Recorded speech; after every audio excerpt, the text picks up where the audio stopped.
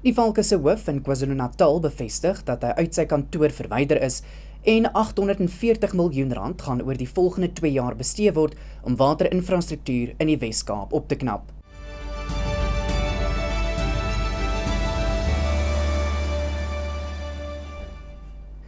Goeiemiddag en welkom by die Visuele Nuusbulletin in Afrikaans op Pretoria FM. Ek is Walter Ernst.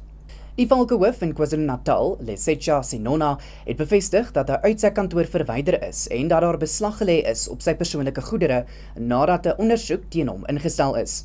Die provinsie se polisiekommissaris, Nhlanhla Mkhwanazi, het beveel dat hy te midde van die ondersoek verwyder word.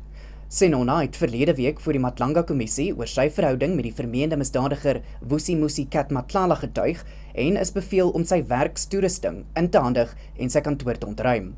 Hy het onlangs sy getuienis voor die Matlanga-kommissie van ondersoek afgesluit en sê hy voel bedreig dat sy veiligheid in gedrang is. Die DA in Gauteng sê hulle gaan regsmeding inwin oor die Departement van Justisie se besluit om meer as 9000 misdaadvoorkomingsbewaarders, ook bekend as Amapanyaza, as vredesbeamptes te verklaar. Die departement het Vrydag die herklassifikasie aangekondig. Die besluit volg op 'n verslag verlede jaar deur die openbare beskermer, Koleka Tlaleka, wat bevind het dat die aanvanklike aanstelling van die bewaarders onwettig was.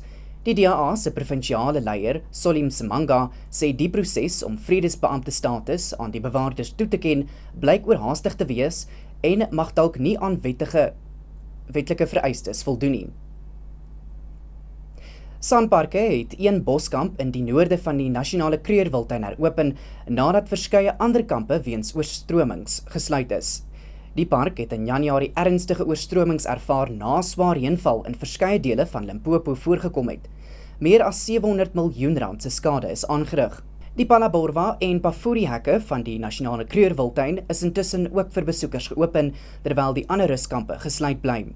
Besoekers is gevra om hulle eie kosvoorrade saam te bring, aangesien die Mopani restaurant steeds gesluit is. Die Pafuri grens is egter ook steeds gesluit. In die suide van die park is die Sabi rivierbrug en die Sandrivierbrug nou toegangbaar. Meer as R840 miljoen gaan oor die volgende 2 jaar bestee word om waterinfrastruktuur in die Wes-Kaap op te knap en te onderhou, terwyl die Nasionale Rampbestuursentrum 'n versoek dat die provinsie tot 'n rampgebied verklaar word sal toestaan. Die Wes-Kaapse regering se geïntegreerde energie- en waterraad het Vrydag vergader om watersekuriteit te bespreek. Die munisipale gebiede wat onder 'n droogte gebuk gaan, sluit die Knysna en Plettenberg Baai munisipaliteite in, met ook die Kaapstad Metro wat sukkel om sy watervoorraad bestendig te hou. Die geld sal ingespan word om noodfinansiering beskikbaar gestel te word, sodat die provinsiale regering op die situasie kan reageer. Dit bring ons aan die einde van vanaand se Visuele Nuusbulletin in Afrikaans op Pretoria FM. Ons het môre weer 'n afspraak.